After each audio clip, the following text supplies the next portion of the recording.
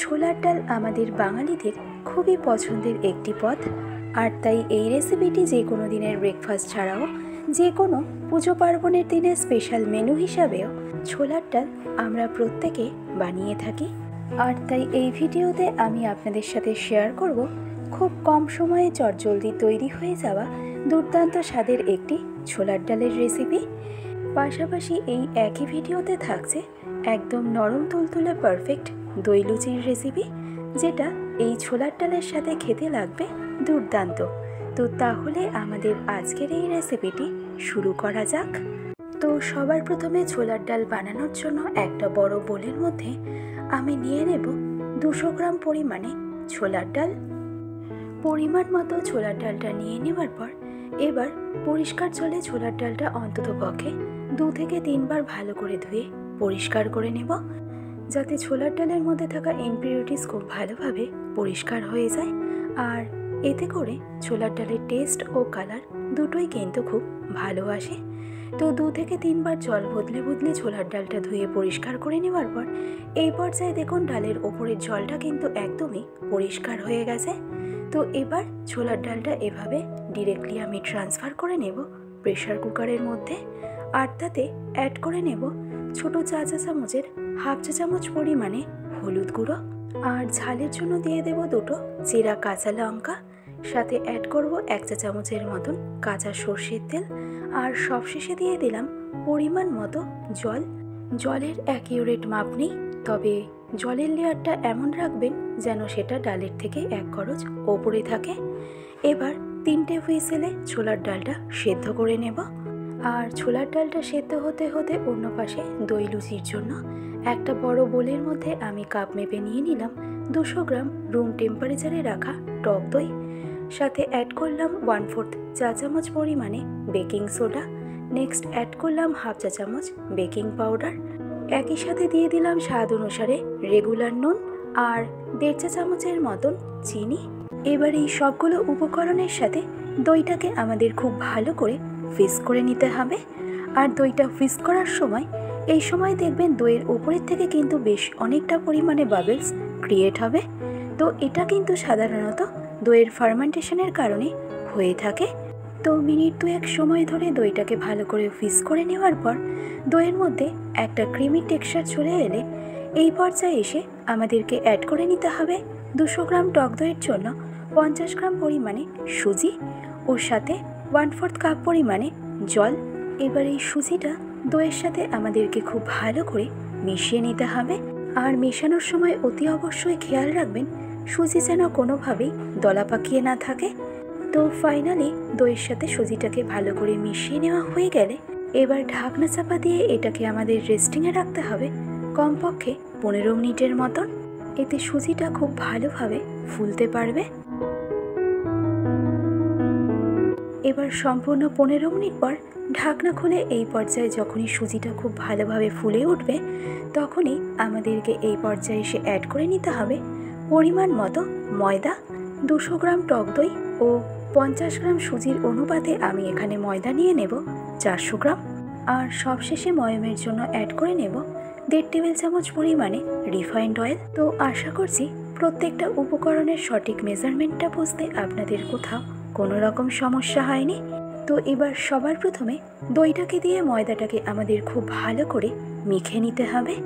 আর দইটাকে ময়দার সাথে ভালো করে মেখে নেওয়ার পর যখনই দেখবেন ময়দার মধ্যে ঠিক এরকম একটা টেক্সচার চলে এসেছে তখনই এই পর্যায়ে খুব অল্প অল্প করে জল অ্যাড করে এবার ফাইনালি ময়দাটাকে আমাদের মাখতে হবে। আর এই ময়দাটা মাখার সময় কিন্তু একবারে অনেক বেশি জল দিয়ে দেবেন না, তাহলে কিন্তু ময়দার টেক্সচারটা অনেক বেশি লিকুইডই হয়ে যেতে পারে। কারণ যেহেতু আমরা ময়দাটা সবার প্রথমে দই দিয়ে মেখে নিয়েছি তাই খুব বেশি জল কিন্তু ময়দাটা মাখতে আমাদের লাগবে না। আর যখন আপনারা ময়দাটা মাখবেন তখন চেষ্টা করবেন ময়দাটাকে অবশ্যই এভাবে একটু ঠেসে ঠেসে ভালো করে মেখে নেবার। এতে ময়দার মধ্যে থাকা সমস্ত ইনগ্রেডিয়েন্টগুলো খুব ভালোভাবে অ্যাক্টিভেট হয়ে যাবে। তো দেখুন এই পর্যায়ে ময়দার টেক্সচারটা কিন্তু বেশ অনেকটাই নরম রয়েছে। আর ঠিক এরকম নরম করেই কিন্তু দই লুচির জন্য ময়দাটা আমাদের মাখতে হবে। আর এই সম্পূর্ণ ময়দার ডোটা মাখতে আমার সময় লেগেছে মিনিমাম 10 মিনিট। তো ফাইনালি ময়দার ডোটা তৈরি করে নেওয়া হয়ে গেলে এবার 1 চা চামচের মতন রিফাইন্ড অয়েল নিয়ে ময়দার ডোয়ের ওপরে আমাদেরকে ভালো করে মাখিয়ে রাখতে হবে। এতে ময়দার ডোটা ওপর থেকে শুকিয়ে যাবে না। আর তারপর ঢাকনা চাপা দিয়ে ময়দার এই ডোটাকে আমাদের রেস্টিংয়ে রাখতে হবে কমপক্ষে 2 ঘন্টার মতন। আর অন্য পাশে দেখুন এতক্ষণে প্রেশার কুকারেও কিন্তু আমাদের হুইসেল চলে এসেছে। তো 3টে হুইসেলে ছোলার ডালটা সেদ্ধ করে নেওয়ার পর প্রেশার কুকারের সম্পূর্ণ স্টিমটা বসে যাওয়ার পর এবার দেখে নিন যে ছোলার ডালটা আমাদের ঠিক কীরকম বয়েল করতে হবে। দেখুন ছোলার ডালটা কিন্তু ওপর থেকে দেখতে অনেকটা দানা দানাই লাগছে, কিন্তু এটাকে যখন আমরা প্রেস করব তখন দেখবেন এটা কিন্তু খুব সুন্দরভাবে স্ম্যাশ হয়ে যাবে। আর এইভাবেই ছোলার ডালটা আমাদেরকে বয়েল করতে হবে। অপরদিকে ফ্রাইং প্যানের মধ্যে আমি নিয়ে নেব অল্প একটু কারি পাতা। এবার এই কারি পাতাগুলোকে ডাটির থেকে ছাড়িয়ে নেব। ছোলার ডালে কারি পাতার ফ্লেভার কিন্তু দারুণ লাগে আর ছোলার ডালের টেস্ট অনেক বেশি এনহ্যান্স হয়। তো কারি পাতাটা ছাড়িয়ে নেওয়ার পর এবার গ্যাসের ফ্লেমটাকে একদম লো টু মিডিয়ামে রেখে শুকনো অবস্থাতেই কারি পাতাগুলো হালকা একটু রোস্ট করে নেব, যতক্ষণ না কারি পাতার কালারটা একটু চেঞ্জ হয়ে আসছে আর কারি পাতার মধ্যেও একটা ক্রিস্পি ভাব আসছে। মোটামুটি 3-4 মিনিটের মতন ফ্রাই করে নেওয়ার পরেই কারি পাতাগুলো আমি একটা পাত্রের মধ্যে রেখে দিলাম। এবার ওই একই ফ্রাইং প্যানের মধ্যে দিয়ে দিলাম 2 থেকে 3 চা চামচের মতন সর্ষের তেল। মিডিয়াম ফ্লেমে তেলটা ভালো করে গরম করে নেওয়ার পর এবার ফোড়নের জন্য আমি অ্যাড করে নেব 2টো শুকনো লঙ্কা। লো টু মিডিয়াম ফ্লেমে শুকনো লঙ্কাটা 10 থেকে 15 সেকেন্ড ফ্রাই করে নেওয়ার পর শুকনো লঙ্কার কালারটা চেঞ্জ হয়ে গেলে অ্যাড করে নিলাম 1/2 চা চামচ পরিমাণে গোটা সাদা জিরে আর 2টো মিডিয়াম সাইজের তেজপাতা।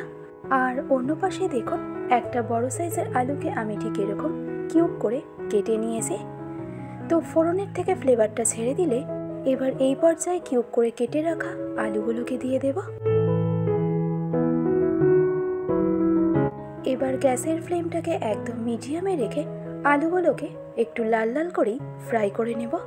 মোটামুটি 3 থেকে 4 মিনিট সময় ধরে আলুগুলোকে মিডিয়াম ফ্লেমে ফ্রাই করে নিলেই দেখবেন আলুর মধ্যে কিন্তু ঠিক এরকম একটা হালকা লাল রং চলে আসবে। আর ঠিক এই পর্যায়ে বেসিক মশলা হিসাবে আমি অ্যাড করব রঙের জন্য 1 চা চামচ হলুদ গুঁড়ো, সাথে অ্যাড করলাম 1 চা চামচ জিরের গুঁড়ো, দিয়ে দিলাম খুবই সামান্য পরিমাণে Kashmiri red chilli powder, add করলাম স্বাদ অনুসারে রেগুলার নুন, আর অ্যাড করলাম 1 টেবিল চামচ আদা বাটা, আর ঝালের জন্য অ্যাড করলাম 5টা চেরা কাঁচা লঙ্কা। আর এই মশলাগুলো কুক করার সময় যাতে পুড়ে না যায় তার জন্য অ্যাড করলাম 1/2 কাপ পরিমাণে জল। এবার মিডিয়াম টু হাই ফ্লেমে মশলাগুলো খুব ভালো করে কষিয়ে নেব, যাতে মশলার থেকে কাঁচা গন্ধটা সম্পূর্ণভাবে চলে যায়।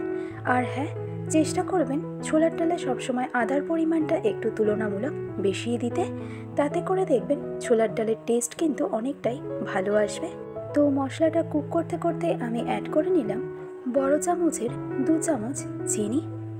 ছোলার ডালে চিনি কিন্তু মাস্ট, এটা অ্যাভয়েড করলে একদমই চলবে না।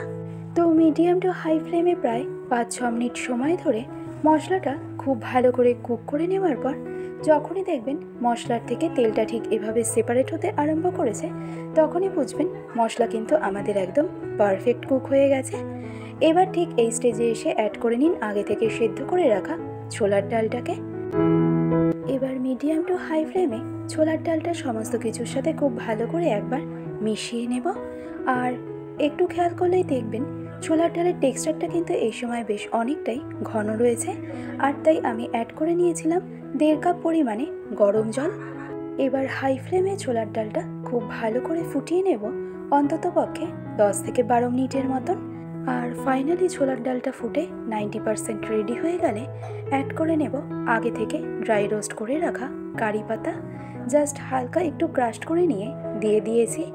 ওর সাথে অ্যাড করে নেব 1/2 চা চামচ গরম মশলা পাউডার, আর অ্যাড করে নেব 2 টেবিল চামচের মতন ঘি। ঘি আর গরম মশলাটা অ্যাড করলে ছোলার ডালের টেস্ট কিন্তু অনেকটাই বেড়ে যায়। এবার ফাইনালি সব কিছু ভালো করে মিশিয়ে নিলে ছোলার ডাল একদম রেডি। আর চেষ্টা করবেন ছোলার ডালটা ঠিক এরকমই কনসিস্টেন্সিতে রাখতে, কারণ ঠান্ডা হয়ে গেলে ছোলার ডালের টেক্সচার কিন্তু অনেকটাই ব্যালেন্সে চলে আসে। তৈরি হয়ে গেল ছোলার ডাল। আশা করছি আপনাদের বুঝতে কোনো রকম সমস্যা হয়নি। আর ছোলার ডালটা গার্নিশিংয়ের জন্য আমি একটু ভাজা নারকেল ব্যবহার করেছিলাম। অন্য পাশে এতক্ষণে 2 ঘন্টা পর দেখুন ময়দার ডোটাও কিন্তু আমাদের একদম পারফেক্ট সেট হয়ে গেছে। আর ময়দার ডোটাও কিন্তু আগের তুলনায় বেশ অনেকটাই ফুলে গেছে। আর ঠিক এরকম একটা সফট ডোই কিন্তু দই লুচির জন্য আমাদেরকে তৈরি করে নিতে হবে। তো এবার এই ডোয়ের মধ্যে যে হাওয়াটা ভরে আছে সেটা বের করে দেওয়ার জন্য ময়দার এই ডোটাকে আবারও আমাদের 1.5 থেকে 2 মিনিটের মতন মেখে নিতে হবে। আর ফাইনালি মেখে নেওয়া হয়ে গেলে এবার ডোয়ের থেকে একে একে লেচিগুলোকে কেটে নিন। সাধারণত নর্মাল লুচি তৈরির জন্য আমরা লেচিগুলোকে ঠিক যে মাপে কেটে থাকি, দই লুচির জন্য লেচিগুলোকে আমাদের ওই একই মাপেই কেটে নিতে হবে। আর একইভাবে সবগুলো লেচি কেটে নেওয়ার পর এবার গোল গোল করে একটা সুন্দর শেপ আমাদেরকে দিয়ে নিতে হবে। এতে লেচিগুলো বেলতেও যেমন সুবিধা হবে, তেমনই লেচিগুলো বেলার সময় লুচির শেপটাও কিন্তু একদম পারফেক্ট গোল হবে। তো একইভাবে সবগুলো লেচির মধ্যে গোল করে সুন্দর শেপ দিয়ে নেওয়ার পর এবার এর মধ্যে থেকে একটা লেচি নিয়ে লুচিটাকে বেলে নেব। আর বাকি লেচিগুলোকে এভাবে কভার করে রেখে দেব, যাতে বাইরের বাতাস লেচির গায়ে লেগে লেচিগুলো শক্ত না হয়ে যায়। তো লেচিটাকে বেলা শুরু করার আগে লেচির গায়ে অল্প একটু রিফাইন্ড অয়েল ভালো করে মাখিয়ে নিয়ে লেচির চারপাশটাকে এভাবে হালকা হাতে একটু ট্যাপ করে নিতে হবে। আর তারপর রোলিং পিনে হালকা চাপ দিয়ে লেচিগুলোকে আমাদের গোল গোল করে বেলে নিতে হবে, ঠিক আমরা যেরকম নর্মাল লুচি বেলে থাকি। খুব বেশি চাপ দিয়ে কিন্তু বেলার দরকার নেই। তো দেখুন ফাইনালি লুচিটা বেলে নেওয়া কিন্তু আমার একদম কমপ্লিট।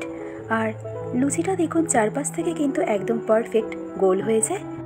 এবার ফাইনালি লুচিটাকে ফ্রাই করে নেব। তবে লুচি একদম পারফেক্ট ফ্রাই করার জন্য তেলের এখানে টেম্পারেচারটা কিন্তু ভীষণভাবেই গুরুত্বপূর্ণ। আর তাই হাই ফ্লেমে তেলটাকে আমাদের খুব ভালো করে গরম করে নিতে হবে। আর তারপর যখন আমরা লুচিগুলোকে ফ্রাই করব সে সময় গ্যাসের ফ্লেমটাকে আমাদের করে দিতে হবে একদম মিডিয়াম টু হাইতে। তো দেখুন লুচি কিন্তু একদম পারফেক্ট ফুলে উঠেছে। এরকম প্রত্যেকটা লুচিই কিন্তু ফুলে উঠবে। তো আশা করছি এতক্ষণ পর্যন্ত রেসিপিটি বুঝতে আপনাদের কোথাও কোনো রকম সমস্যা হয়নি। আমি আরও একটা লুচি আপনাদেরকে ফ্রাই করে দেখিয়ে দিচ্ছি। আর এই দই লুচি আপনারা যে কোনো পুজো পার্বণের দিনে, এছাড়াও ছুটির দিনে অথবা যে কোনো দিনের ব্রেকফাস্টেই কিন্তু বানিয়ে নিতে পারেন। তো দেখলেন তো কত সহজেই একদম ঘরোয়া কিছু সিম্পল ইনগ্রেডিয়েন্ট দিয়েই আজকের এই ফুল মিল রেসিপিটি তৈরি করে নেওয়া যায়। ভালো লাগলে অবশ্যই ট্রাই করে দেখুন। আশা করছি সকলের ভীষণই ভালো লাগবে। আজকের ভিডিওটি তবে আমি এখানেই শেষ করছি। ভালো থাকবেন, সুস্থ থাকবেন। ধন্যবাদ।